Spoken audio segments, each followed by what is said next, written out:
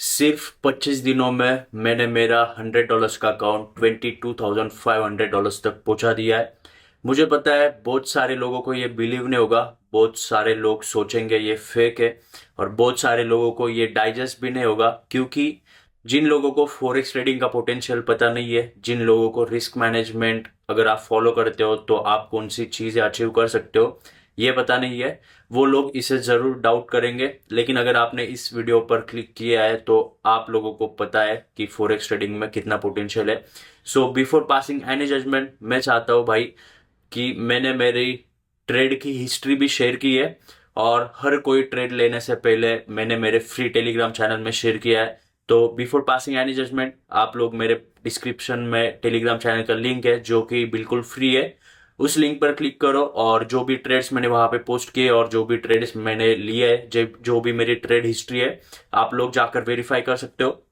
सो मैं आपको पहले बता देता हूँ मेरा रिस्क मैनेजमेंट प्लान क्या था, किस तरीके से मेरा रिस्क रिवॉर्ड रेशो था, किस तरीके से मैं रिस्क लेता हूँ, कितना परसेंट मेरा रिस्क था।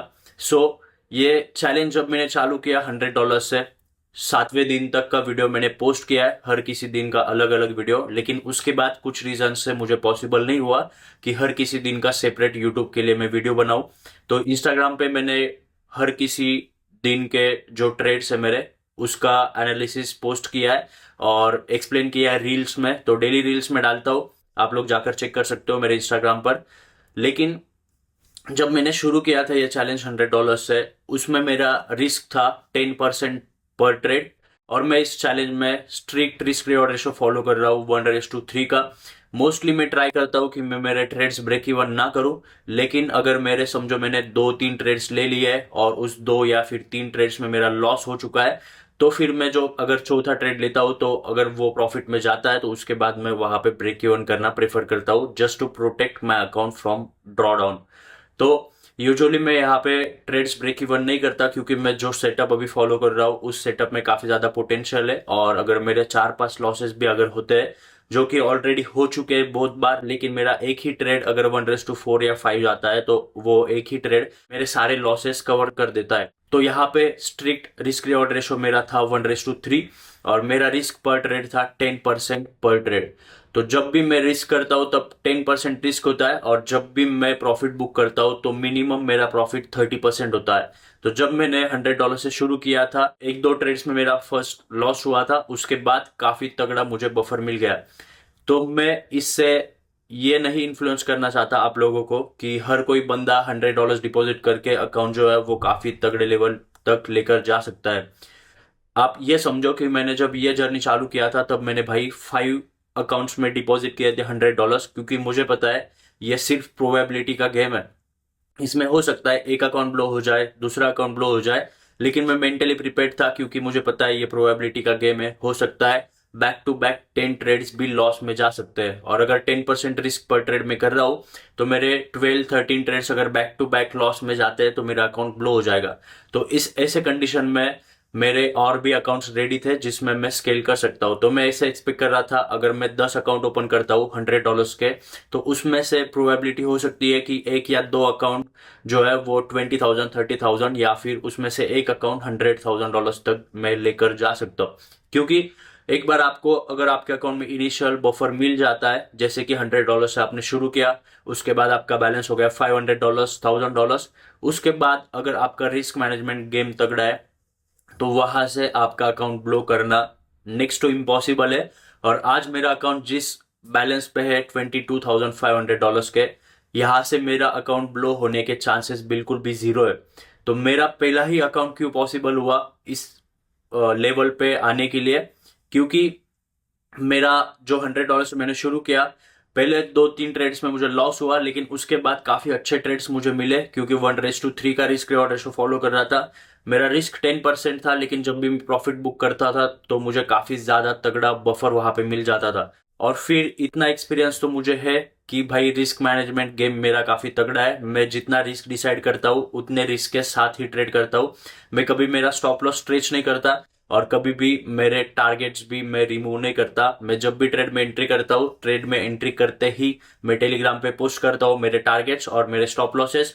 और कभी कभी एग्जैक्ट ट्रेड एंट्री शेयर करना पॉसिबल नहीं होता, तो मैं मेरा एक इनिशियल ट्रेड आइडिया दे देता हूँ कि मैं यहाँ से किस तरीके से मूवमेंट एक्सपेक्ट कर सकता हूँ। आप टेलीग्राम पर जाकर देख सकते हो, सारे चार्ट्स मैंने वहां पे शेयर किए हुए हैं। तो ये मेरा गेम प्लान था, 10% रिस्क पर ट्रेड, 1:3 रिस्क रिवॉर्ड रेशो। तो भाई $100 से मैंने शुरू किया। उसके बाद समझो मैंने 10% रिस्क कर पहले ट्रेड ली, और वो पहले ट्रेड के बाद मेरा अकाउंट पहुंच गया $130 पर। तो मेरा जो रिस्क रहेगा वो अभी $10 नहीं रहेगा, क्योंकि मेरा अकाउंट का बैलेंस पहुंच चुका है $130 पे। तो मैं उस $130 के 10% रिस्क करूंगा, मतलब मेरा रिस्क रहेगा $13। तो जैसे जैसे अकाउंट ऊपर जाएगा, जैसे कि लेट से मेरा अकाउंट $10,000 पे गया, उसके बाद मैंने रिस्क कम कर दिया। रिस्क मैंने कर दिया था 5%। लेकिन जब मुझे ज्यादा कन्विक्शन होता है तब मैं कभी कभी मेरा रिस्क स्ट्रेच करता हूँ 10% रिस्क पर ट्रेड के हिसाब से। लेकिन अगर मेरे लॉसेस होते हैं तो उसके बाद मैं मेरा रिस्क भी कम कर देता हूँ। तो अभी मैं सोच रहा हूँ जब मेरा अकाउंट $25,000 के थ्रेशोल्ड को हिट करेगा, उसके बाद मेरा रिस्क मैं और भी कम कर दूंगा।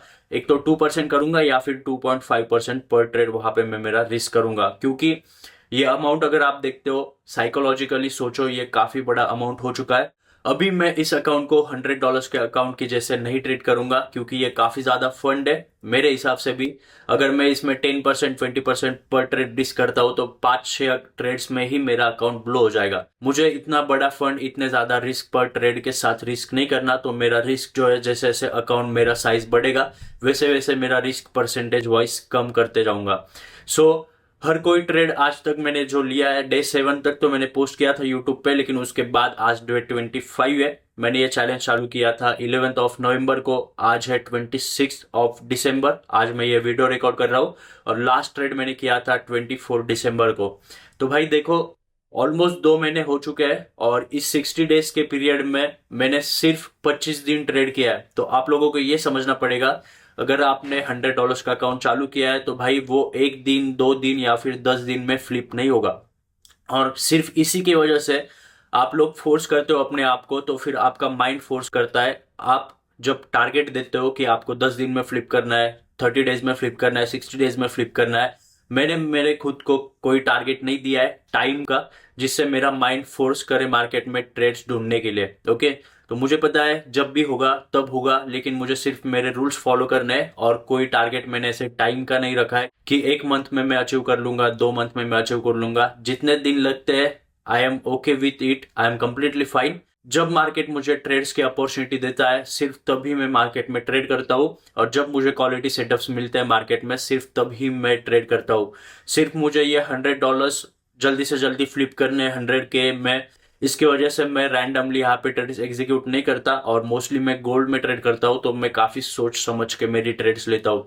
तो अभी तक का हर कोई ट्रेड तो मैं यहाँ पे एक्सप्लेन नहीं कर सकता, क्योंकि ये वीडियो काफी ज्यादा बड़ा हो जाएगा। तो मैं मेरे ज्यादा से ज्यादा लॉस वाले जो डेज है वहां पे मैंने किस तरीके से रिस्क मैनेज किया वो आपको शेयर करूंगा, और जो भी तगड़े तगड़े प्रॉफिट वाले ट्रेड्स है वो मैं आपको यहाँ पे शेयर करूंगा। और सिर्फ ये ट्रेड्स भी अगर आप फॉलो करते हो, या फिर मेरे इंस्टाग्राम पे जो भी मैं स्टोरीज डालता हूँ वो अगर आप देखते हो, या फिर इंस्टाग्राम पे मैं रील्स डालता हूँ वो अगर देखते हो, और वो ट्रेड्स आप चार्ट पे जाके अगर समझते हो, तो आपको कोई भी कोर्स करने की जरूरत नहीं है। मैं सिर्फ लिक्विडिटी के बेसिस पे ट्रेड करता हूँ, एफयूजे यूज करता हूँ, और ये सारी कंसेप्ट अगर आप गौर से अगर देखते हो, जब भी मैं ट्रेड पोस्ट करता हूँ उसके बाद अगर आप आपके चार्ट पे जाकर वो सारे लेवल्स ड्रॉ करते हो जैसे मैंने ड्रॉ किया है, तो अगर आप इनफ टाइम वहां पे देते हो तो आपको कोई भी कोर्स करने की जरूरत नहीं है। आप लोग समझ जाओगे मैं किस तरीके से ट्रेड करता हूँ, किस तरीके से मेरा माइंडसेट है, और किस तरीके से मैं सोचता हूँ, और किस तरीके से मैं मेरे ट्रेड्स आइडेंटिफाई करता हूँ। So let's get into the chart, और जो भी हमारे बड़े बड़े लॉसेस है और बड़े बड़े प्रॉफिट्स है वो मैं आपको चार्ट्स पे एक्सप्लेन करता हूँ। तो भाई सबसे पहले ये देख लो टेलीग्राम चैनल, और यहाँ पर मैं सारे अपडेट्स देता हूँ। बायो में लिंक है, वो जाकर आप चेक कर लो। मैंने फेज़ 1 का चैलेंज भी पास किया है, मेरा फेज़ 2 का चैलेंज भी पास किया है। एक 25K का अकाउंट था, ये 100K का फेज़ 1 फेज़ 2 पास किया। उसके बाद मैंने अभी रिसेंटली पे आउट के लिए भी अप्लाई किया है, अगर आपको मैं दिखाऊँ तो ये है मेरा 100K का मास्टर अकाउंट। और ये इस वाले अकाउंट में जो भी ट्रेड्स मैंने लिए थे, फेज़ 1 भी मैंने पास किया, वो भी ट्रेड्स मैंने इस टेलीग्राम पे फ्री में शेयर किए थे। फेज़ 2 पास किया, वो भी ट्रेड्स मैंने इस टेलीग्राम पे फ्री में शेयर किए थे। उसके बाद 25K का भी एक अकाउंट है मेरे पास, उसके भी फेज़ 1 के ट्रेड्स मैंने शेयर किए थे, उसका फेज़ 1 पास किया। उसका भी फेज 2 पास किया, वो भी ट्रेड्स मैंने सारे फ्री में इस टेलीग्राम चैनल पे शेयर किए थे। प्लस ये जो मैंने पे आउट अभी रिक्वेस्ट किया, आप लोग देख सकते हो यहाँ पे फंडिंग पिप्स का, कल ही रिक्वेस्ट किया, ये रात को रिक्वेस्ट किया, तो आज या फिर कल में ये आ जाएगा। तो ये फंडिंग पिप्स का पे आउट भी मैंने रिक्वेस्ट किया है 1.25% का। तो यहाँ पर आप लोग देख सकते हो पे आउट जैसे ही आएगा उस पर मैं रील भी बनाऊंगा। तो जैसे पे आउट आएगा यहाँ पे रिवॉर्ड में जितना भी मुझे पे आउट आएगा वो आपको यहाँ पे दिखाई देगा। तो मैंने इस 100K के अकाउंट में 2 वीक का पे आउट लिया है। 14 डेज का जो पे आउट होता है BI वीकली, वो मैंने सिलेक्ट किया है, जो 80% आपको मिलता है। अगर आप वीकली लेते हो तो आपको 60% मिलता है। सो ये मेरा फंडेड अकाउंट रहा। तो उसके बाद हम देखते हैं पहले भाई, ये जो ट्रेड था रिसेंटली मेरा, ये हाईएस्ट ट्रेड इसको बोल सकते हैं, हाईएस्ट प्रॉफिट वाला ट्रेड, वो ट्रेड था मेरा ट्यूसडे को 24 दिसंबर को। वो ट्रेड भाई देखो, जैसे मैंने एक्सपेक्ट किया था, ये जो नीचे लो रेजिस्टेंस लिक्विडिटी जिसको मैं बोलता हूँ, ये जो लिक्विडिटी आपको दिखाई दे रही है, ये सारी की सारी जो है ये लिक्विडिटी है, और ये लिक्विडिटी कैप्चर करने के लिए मार्केट हमेशा मूव करता है। लेकिन उससे पहले जैसे कि मैंने ये इंपॉर्टेंट लेवल ऊपर की तरफ मार्क किया था, मार्केट में जब भी मैं आता हूँ 1 आवर टाइम फ्रेम पे मोस्टली मेरे इंपॉर्टेंट लेवल्स होते हैं। आप लोग देख सकता हूँ मैं मार्केट में बेसिकली आया, यहाँ पे जो इंपॉर्टेंट लेवल था 1 आवर टाइम फ्रेम पे, ये चार्ट पे देख सकते हो, ये लेवल मैंने मार्क किया। लेकिन किसी भी इंपॉर्टेंट लेवल में आने से पहले मैं वहाँ पे लिक्विडिटी मार्क करता हूँ, और उस इंपॉर्टेंट लेवल में मार्केट आने से पहले अगर लिक्विडिटी स्वीप करता है तो और भी चांसेस ज़्यादा हो जाते हैं कि वो लेवल वहाँ पे रिस्पेक्ट हो सकता है। तो ये मोस्ट रिसेंट मेरा ट्रेड है जिसमें अराउंड $5,500 मैंने प्रॉफिट किया है। और यहाँ पर आप देख सकते हो ये लिक्विडिटी मैंने मार्क की, तो एक्सपेक्ट कर रहा था मार्केट नीचे जाने से पहले ये लिक्विडिटी स्वीप करेगा। मार्केट ने ये लिक्विडिटी स्वीप की, फिर मार्केट ने, अगर 5 मिनट टाइम फ्रेम पे हम लोग देखते हैं तो 5 मिनट टाइम फ्रेम पे ये एक स्विंग हाई लगाया था। और उसके बाद मार्केट क्या करता है, लोग यहाँ पे इंपॉर्टेंट लेवल में आते ही, सिर्फ इंपॉर्टेंट लेवल में आया इसकी वजह से सेल करते हैं। तो ये जो लोग होते हैं, इन लोगों के स्टॉप लॉस भी मार्केट मेक श्योर करता है कि वो खाएगा, ये लिक्विडिटी मार्केट स्वीप करेगा। तो जैसे ही मार्केट इस इंपॉर्टेंट जोन में आया, बहुत सारे लोगों ने यहाँ पे सेल किया होगा, बहुत सारे लोगों ने यहाँ पे प्रॉफिट भी बुक किया होगा, क्योंकि अच्छा खासा मूव नीचे की तरफ ये दे चुका था। लेकिन जिन भी लोगों ने यहाँ पे प्रॉफिट बुक नहीं किए, उन लोगों के स्टॉप लॉस यहाँ पे पेंडिंग होते हैं, और ये लिक्विडिटी मार्केट स्विप करता है। तो मैं पेशेंटली वेट कर रहा था, और अगर आप देखते हो मैंने यहाँ पे डाला था कि ये लिक्विडिटी है, तो मैंने यहाँ पे पैनिक बिहेव नहीं किया बिल्कुल भी। लोग क्या करते हैं कि मिस हो गया ट्रेड, यहाँ पे नीचे की तरफ, यहाँ पे नीचे की तरफ लेवल में एंट्री करते हैं और फिर स्टॉप लॉस से सिट होते हैं। ओके, अगर मार्केट यहाँ से नीचे भी चला जाता तो मेरा ट्रेड मैं छोड़ देता, बाद में कभी अगर इंपॉर्टेंट लेवल पे मार्केट आता है तब मैं मेरा ट्रेड प्लान करता। लेकिन मैं कभी पैनिक बिहेव नहीं करता, अगर मेरे हाथ से ट्रेड छूट जाता है तो मैं मार्केट को जाने देता हूँ, लेट द मार्केट फ्लो। मुझे उससे कुछ मतलब नहीं है, जब मार्केट मेरे प्लान के हिसाब से मूव देगा तभी मैं मार्केट में सिर्फ ट्रेड करूंगा। तो मैंने यहाँ पे डाला था भाई कि ये लिक्विडिटी स्वीप होगी, उस लिक्विडिटी स्वीप के बाद आप लोग ट्रेड प्लान कर सकते हो। तो यहाँ पे देखो एग्जैक्टली सेम हुआ, मार्केट ने ये लिक्विडिटी स्वीप की यहाँ पे, और फिर मैंने यहाँ पे 5 मिनट का जब भी कैंडल यहाँ पे क्लोज हुआ तो उसके बेसिस पे मैंने यहाँ पे ट्रेड लिया। लेकिन ये जो ट्रेड था ये मैंने 9.38 लॉट साइज के साथ लिया था, शायद से 10% मेरा रिस्क था यहाँ पे। ये ट्रेड जब नीचे की तरफ गया, काफ़ी ज़्यादा लॉट साइज थी, 10% रिस्क था, तो मैंने मेरा स्टॉप लॉस जो है वो ब्रेक इवन पे शिफ्ट कर दिया था, क्योंकि ऑलरेडी बहुत तगड़े मैंने लॉसेस ले लिए थे, और लूजिंग स्ट्रिक में चालू था अकाउंट, लूजिंग स्ट्रिक मेरी चालू थी, काफ़ी ड्रॉडाउन में था अकाउंट, तो उसकी वजह से मैंने यहाँ पे ब्रेक इवन स्टॉप लॉस लगाया। लेकिन ये स्प्रेड की वजह से मेरा स्टॉप लॉस यहाँ पे हिट हुआ। देन अगेन मैंने यहाँ पे 1 मिनट टाइम फ्रेम पे जब ये मार्केट स्ट्रक्चर बन रहा था तो उसके बेसिस पे मैंने यहाँ पे एंट्री की। तो इस मार्केट स्ट्रक्चर के साथ मैं काफ़ी फैमिलियर हूँ, इस स्ट्रक्चर के साथ मैं हमेशा ट्रेड करता हूँ। तो मार्केट ने जब यहाँ पे इस तरीके का स्ट्रक्चर बनाया, जब ये हाई लगाया मार्केट ने, तब उसके बेसिस पे मैंने यहाँ पे एंट्री की। इस स्विंग हाई के ऊपर मेरा स्टॉप लॉस था। मार्केट जैसे ही नीचे आया तब मैंने यहाँ पे और 5 लॉट एग्जीक्यूट किए इस पुल बैक पे। लेकिन देखो ये मेरा ऊपर का ट्रेड ऑलरेडी 10% रिस्क के साथ चल रहा था, फिर से मैंने यहाँ पे 5 लॉट एग्जीक्यूट किए, मेरा ये स्विंग हाई के ऊपर स्टॉप लॉस रखा था। तो जैसे ही मैंने इस 5 लॉट्स के साथ एंट्री की, तब मेरा ये जो ऊपर का ट्रेड था 10% वाला, इसका स्टॉप लॉस मैंने ब्रेक इवन कर दिया था। तो इस तरीके से मैं मेरा रिस्क मैनेज करता हूँ। और ये 1:3 में बुक करने वाला था, लेकिन मैंने टेक प्रॉफिट यहाँ पे नहीं लगाया था। हमेशा मैं टेक प्रॉफिट लगा कर ट्रेड करता हूँ, लेकिन मुझे काफ़ी ज़्यादा पोटेंशियल दिख रहा था तो मैंने यहाँ पे टेक प्रॉफिट नहीं लगाया। देखो यहाँ पे अगर मैंने इस 5 लॉट के साथ इस सेकंड ट्रेड में एंट्री नहीं की होती तो मैंने काफ़ी अच्छा प्रॉफिट इसमें भी बुक किया होता, लेकिन मैंने और एक चांस दिया था 5 लॉट के साथ, तो मेरे ओवरऑल यहाँ पे 15 लॉट्स ओपन थे और $19,000 के अकाउंट $19,000 के अराउंड मेरा अकाउंट का बैलेंस था, तो उसके हिसाब से 15 लॉट्स बहुत होते हैं, लेकिन मेरा रिस्क जो है वो हार्डली रहेगा 10-12% के अराउंड। तो इसकी वजह से मैंने ये ज़्यादा होल्ड नहीं किया 15 लॉट्स से, तो मैंने जैसे ये ऊपर थोड़ा पुल बैक दे रहा था तो यहाँ पे मैंने ये ट्रेड जो है एग्जीक्यूट कर दिया, बुक कर दिया।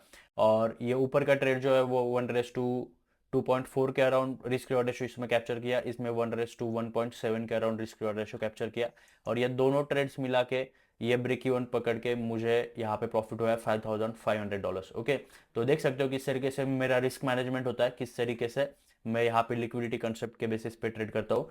तो चलिए देखते हैं। डे 13 जो हमारा था वो था 13 नवंबर को। यहाँ पे मैंने बिटकॉइन में ट्रेड किया था, ये मेरा बाय का ट्रेड था। देखो मार्केट, मैंने बोला आपको भाई कि मैं सिर्फ लिक्विडिटी कंसेप्ट के हिसाब से ट्रेड करता हूँ। मार्केट ओवरऑल बुलिश था और यहाँ पे एफयूजी अगर आप देखते हो 15 मिनट टाइम फ्रेम पे यहाँ पे एफयूजी बन रहा है। तो यहाँ पे जैसे ही मार्केट ने ये लिक्विडिटी ली, इसे मैं बोलता हूँ लो रेजिस्टेंस लिक्विडिटी, तो मार्केट यहाँ पे लिक्विडिटी कैप्चर करने के लिए आता है। मैं एक्सपेक्ट कर रहा था कि काफ़ी बुलिश था बिटकॉइन, तो जैसे मार्केट ये लिक्विडिटी कैप्चर करेगा और किसी इंपॉर्टेंट जोन में आएगा तो मेरा ट्रेड में यहाँ पे एग्जीक्यूट करूंगा। तो मैंने यहाँ पे ट्रेड एग्जीक्यूट किया, मेरा स्विंग लो के नीचे छोटे टाइम फ्रेम पे यहाँ पे स्टॉप लॉस था। मेरा ट्रेड जो है भाई ऑलमोस्ट 1:3 जाकर आया था, लेकिन जैसे कि मैंने बोला मैं पसंद करता हूँ कि मार्केट में मेरे ट्रेड जो है एक तो स्टॉप लॉस के साथ बुक करूँ या फिर टेक प्रॉफिट के साथ बुक करूँ। तो मैंने यहाँ पे ब्रेक इवन पे मेरा स्टॉप लॉस शिफ्ट नहीं किया और यहाँ पे मेरा स्टॉप लॉस हिट हुआ। ओके, सो जाते डे 14 पर जो है काफ़ी तगड़ा प्रॉफिट हुआ था। उस दिन भी हमारा अकाउंट $3,669 पे था स्टार्टिंग बैलेंस, और हमारा क्लोजिंग बैलेंस था $6,211। ओके, सो डे 14 1 दिसंबर अगर हम देखते हैं तो यहाँ पे $2,500 प्रॉफिट हुआ था, और ये तब की बात है जब मेरा अकाउंट था भाई $3,669 पे, तो ये काफ़ी तगड़ा गेन था अकाउंट के हिसाब से। बिटकॉइन में ही मैंने ये ट्रेड लिया था, ये देखो ये ट्रेड है।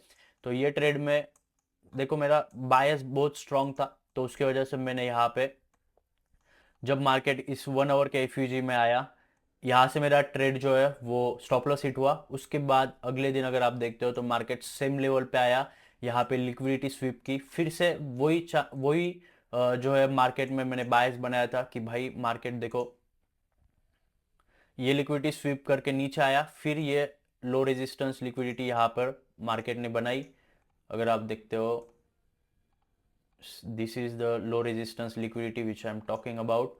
तो ये लिक्विडिटी स्वीप करने के लिए मार्केट ऊपर की तरफ जाएगा, लेकिन मार्केट ऊपर की तरफ जाने से पहले भाई नीचे से माल उठाएगा। माल उठाने से मेरा मतलब ये है कि जिन भी लोगों के यहाँ पे स्टॉप लॉसेस है, देखो मार्केट को अगर ऊपर जाना है तो मार्केट को चाहिए होंगे सेलर्स जिनसे ये बाय कर सके। तो यहाँ पे इन लोगों के सेल स्टॉप से, और जिन भी लोगों ने यहाँ पे बाय किया है उन लोगों के यहाँ पे सेल ऑर्डर से आपका स्टॉप लॉस जो होता है, जब आप बाय करते हो और आप स्टॉप लॉस लगाते हो तो वो बेसिकली आपका सेल ऑर्डर होता है, और आपका सेल ऑर्डर वो एग्जीक्यूट कराएंगे। आपका जब सेल ऑर्डर यहाँ पे एग्जीक्यूट होगा, जब आपका स्टॉप लॉस एग्जीक्यूट होगा, इसका मतलब आप लोग सेल कर रहे हो आपकी पोजीशंस। जैसे यहाँ पे आपकी पोजीशंस आप सेल करोगे, आपसे ये रिटेलर्स जो इन्वेस्टर्स है इंस्टीट्यूशन से ये बाय करेंगे और उनको लोएस्ट प्राइस में बाय करने को मिल जाएगा। तो यहाँ पे 5 मिनट टाइम फ्रेम पे एफयूजी था, एफयूजी में मार्केट ने प्राइस को रिट्रेस किया। 1 मिनट टाइम फ्रेम के बेसिस पे मैंने यहाँ पे मेरा स्टॉप लॉस रखा था, और फिर मार्केट ने जब अगर आप देखते हो ये फिबोनाची ये point A to point B मैंने मार्क किया, और जैसे ये 50% लेवल के ऊपर जब इसने 5 मिनट कैंडलस्टिक की क्लोजिंग दी, 5 मिनट कैंडलस्टिक की क्लोजिंग दी, तो उसके बेसिस पे मैंने यहाँ पे मेरा ये नीचे का स्टॉप लॉस भी ट्रेल कर दिया और फिर और एक ट्रेड में एंट्री की। तो आप देख सकते हो मैंने 3 ट्रेड्स यहाँ पे लिए थे। यहाँ पे मैंने लिया था 1.5 लॉट के साथ, इसमें मेरा रिस्क था 10%, और यहाँ पर मैंने 2 पोजीशंस ओपन किए थे 0.5 और 0.5 के साथ। तो ये तीनों ट्रेड्स मिला के मेरा प्रॉफिट हुआ है $2,541। तो ये था मेरा ट्रेड। देखो यहाँ पे मार्केट ने सारी की सारी लिक्विडिटी स्वीप की, मेरा टेक प्रॉफिट हिट हुआ, I am out of the market. So उसके बाद हम चलते हैं किसी भी रैंडम डे पर। डे 17 पे चलते हैं जो 4 दिसंबर है। 4 दिसंबर को मैंने गोल्ड में ट्रेड किया था, काफ़ी तगड़ा प्रॉफिट है 4 दिसंबर को भी। तो गोल्ड में मैंने सेल के ट्रेड लिए थे यहाँ पे 4 दिसंबर को।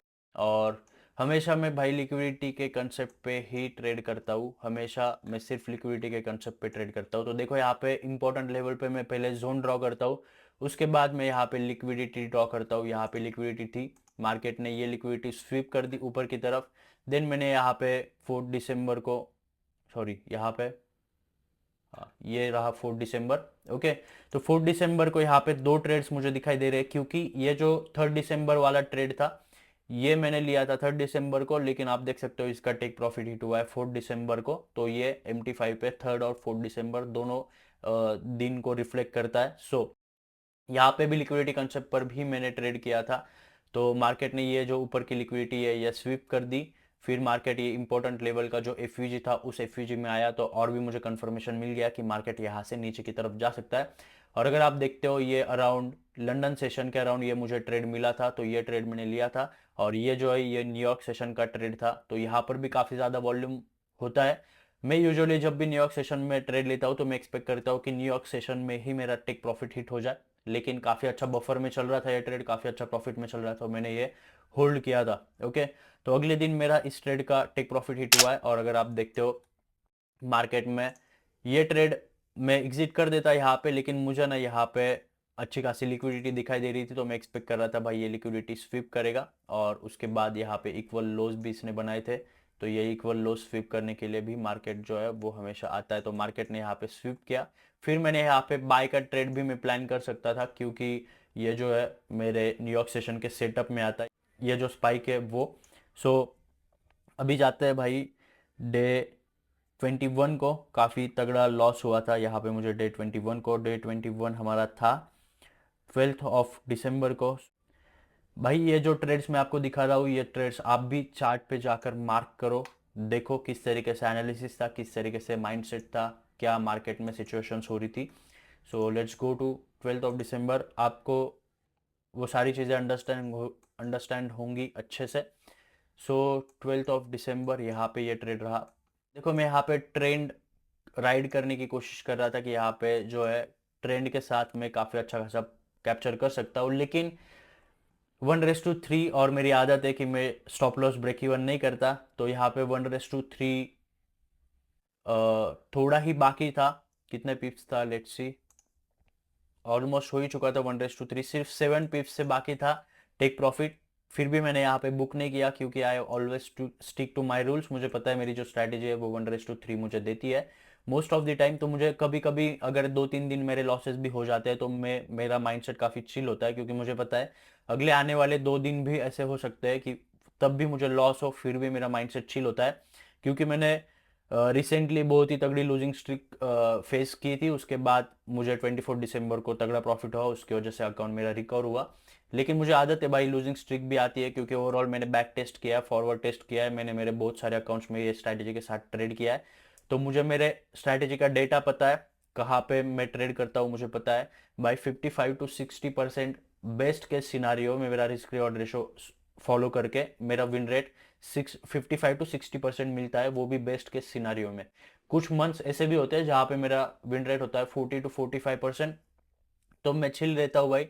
जब भी मेरी लूजिंग स्ट्रिक आती है मुझे पता है अगर मैं 10 ट्रेड ले रहा हूँ उसमें से मुझे 5 to 6 ट्रेड्स में लॉस होने वाला है, तो मेरा माइंड भी प्रिपेयर होता है, तो इसी वजह से मैं पैनिक नहीं करता। तो देखो यहाँ पे, और मैं स्ट्रिक्टली रिस्क रिवॉर्ड रेशो मेरा फॉलो करता हूँ। यहाँ पे 1 आवर के एफयूजी में मार्केट आया, प्लस 50 मिनट का भी एफयूजी यहाँ पर मार्केट नीचे की तरफ आया। यहाँ पर जब भी ऐसे वीक क्लोजिंग होती है तब मैं एक्सपेक्ट करता हूँ कि मार्केट जो है यहाँ से ये लो ब्रेक करने में थोड़ा मुश्किल होता है मार्केट को ये लो ब्रेक करने के लिए, क्योंकि ऑलरेडी इंपॉर्टेंट प्राइजेस यहाँ पे जो बेस्ट प्राइजेस है वो बेस्ट प्राइजेस पे लोगों ने यहाँ पे बाय कर लिया है, और ये प्राइजेस लोग जल्दी से नहीं छोड़ते। तो यहाँ पे मैं एक्सपेक्ट कर रहा था ये मार्केट जो है वो ऊपर की तरफ ही जा सकता है, और यहाँ पे पुल बैक पे फिर ये मार्केट स्ट्रक्चर शिफ्ट हुआ 5 मिनट टाइम फ्रेम पे। अगर हम देखते हैं दिस इज 12 दिसंबर, तो ये मार्केट स्ट्रक्चर शिफ्ट हुआ और फिर मार्केट स्ट्रक्चर शिफ्ट के बाद ये 5 मिनट टाइम फ्रेम पे एफयूजी जो बना था, इस एफयूजी में जैसे ही प्राइस आया तब मैंने इसके बेसिस पे यहाँ पे एंट्री की।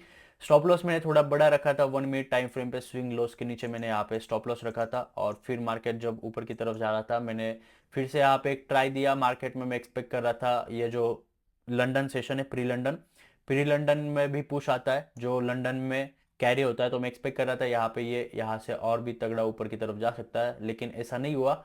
इस ट्रेड में भी मेरा स्टॉप लॉस हिट हुआ और ये नीचे का ट्रेड है, ये 1:3 ऑलमोस्ट जाकर आया था। मैंने यहाँ पे प्रॉफिट बुक नहीं किया क्योंकि 1:3 मैं स्ट्रिक्टली फॉलो करता हूँ, तो यहाँ पर भी मेरा लॉस हुआ है। तो होता है, ऐसे दिन भी आते हैं। सो अभी देखते हैं भाई जो 12 दिसंबर का। ओके, सो इस दिन मेरा स्टार्टिंग बैलेंस था, ये जो ट्रेड आप दो देख रहे हैं, इस दिन मेरा स्टार्टिंग बैलेंस था $21,731 और क्लोजिंग डे था मेरा $19,635। अभी देखते हैं डे 22 जो है अगले दिन 13 दिसंबर। सो ये भी ट्रेड गोल्ड में ही है मेरा 13 दिसंबर को। So this was the trade. तो देखो मार्केट ने यहाँ पे लिक्विडिटी स्वीप की और लिक्विडिटी के बेसिस पे ही ट्रेड था। यहाँ पे ऊपर जो है लो रेजिस्टेंस लिक्विडिटी दिखाई दे रही है, तो ये स्वीप करने के लिए मार्केट आ सकता है। देखो अगर मार्केट ये स्वीप करने के लिए भी यहाँ पे नहीं आता तो भी मैं एक्सपेक्ट कर रहा था कि यहाँ पे अगर 50% या फिर 30% भी पुल बैक मिल जाता है, जो इतना बड़ा फॉल आया है देखो यहाँ पे अराउंड, यहाँ से शुरू हुआ है तो अराउंड 600 पिप्स यहाँ पे फॉल कर चुका है मार्केट। उसके बाद अगर मैं यहाँ पे सिर्फ 80 पिप्स, 600 पिप्स के बाद मैं सिर्फ 80 पिप्स यहाँ पे पुल बैक एक्सपेक्ट कर रहा था। ओके, तो उसी वजह से मैंने यहाँ पे बाय किया था क्योंकि मार्केट ने इनफ लिक्विडिटी पीछे की तरफ, अगर आप देखते हो तो इनफ लिक्विडिटी मार्केट ने स्वीप कर दी थी। तो यहाँ पे इसके बेसिस पे मैंने यहाँ पे 1 आवर टाइम फ्रेम पे एफयूजी मार्क किया। 5 मिनट टाइम फ्रेम पे मार्केट स्ट्रक्चर जब शिफ्ट हुआ तो मैंने रिट्रेसमेंट पे यहाँ पे ट्रेड ली और मैंने काफ़ी ज़्यादा अग्रेसिवली यहाँ पे ट्रेड नहीं लिया था, तो यहाँ पे मेरा लॉस था 3.5 लॉट्स मैंने यहाँ पे एग्जीक्यूट किए थे और मेरा लॉस था यहाँ पे $983।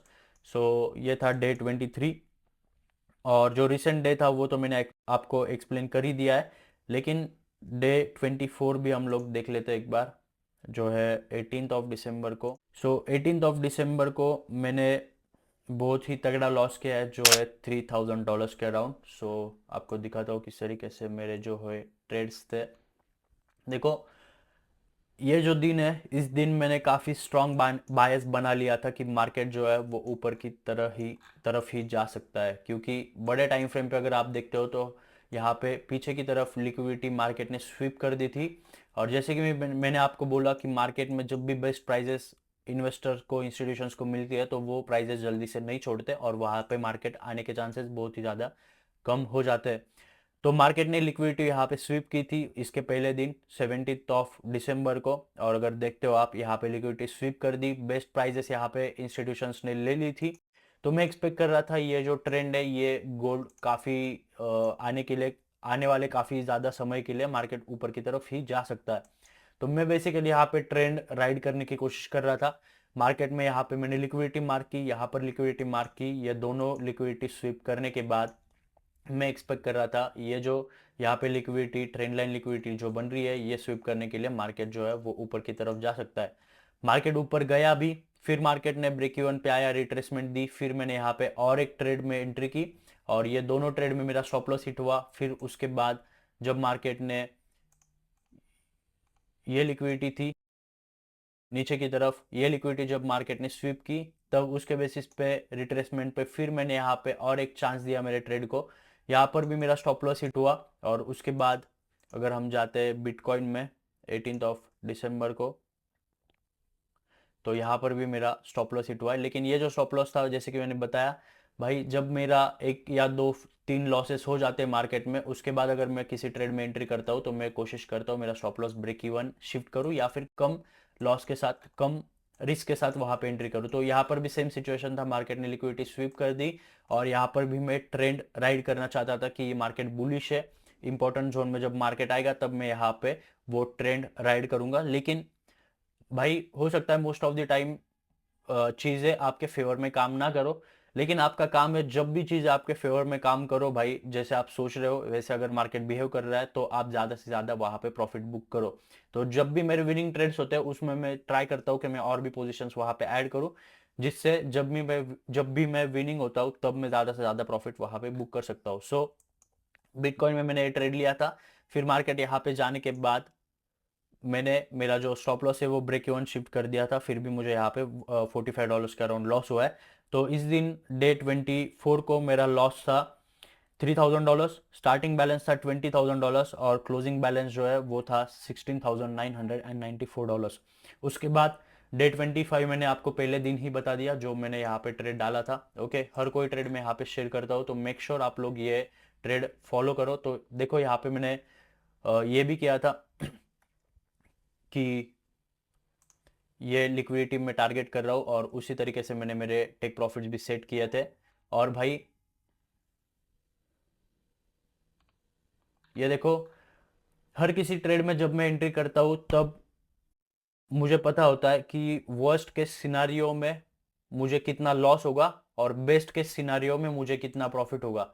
मैं हमेशा हर कोई चीज़ कंट्रोल में रखता हूँ, मेरा लॉस भी मेरे कंट्रोल में होता है और मेरा प्रॉफिट भी मेरे कंट्रोल में होता है। और उसकी वजह से जब भी मेरा लॉस होता है तब मैं पैनिक नहीं करता, और जब भी मेरा प्रॉफिट होता है तो मैं ओवर एक्साइटमेंट में कभी भी नहीं जाता, क्योंकि मुझे ट्रेड लेने से पहले ही पता होता है। और ये मैं पसंद करता हूँ कि हर कोई चीज़ में कंट्रोल करूँ, क्योंकि रिस्क ही ऐसी चीज़ है जिसे आप कंट्रोल कर सकते हो। तो रिस्क तो मैं कंट्रोल करता हूँ, लेकिन उसके साथ मेरा प्रॉफिट कितना होने वाला है वो भी मुझे पहले ही पता होता है।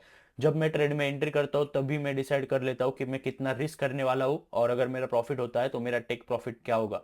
सो I keep everything in control, और शायद यही वजह है कि मेरा पहला ही अकाउंट जो है मैं लेकर आया हूँ फ्रॉम $100 टू $22,500। और इसके आगे भी ये अकाउंट ऐसे चलता रहेगा, यहाँ से ये अकाउंट ब्लो होने के चांसेस बहुत ही ज़्यादा कम है। So make sure you guys follow me on Instagram और टेलीग्राम पे एक्टिव रहो। So that's it for today guys, see you in the next one.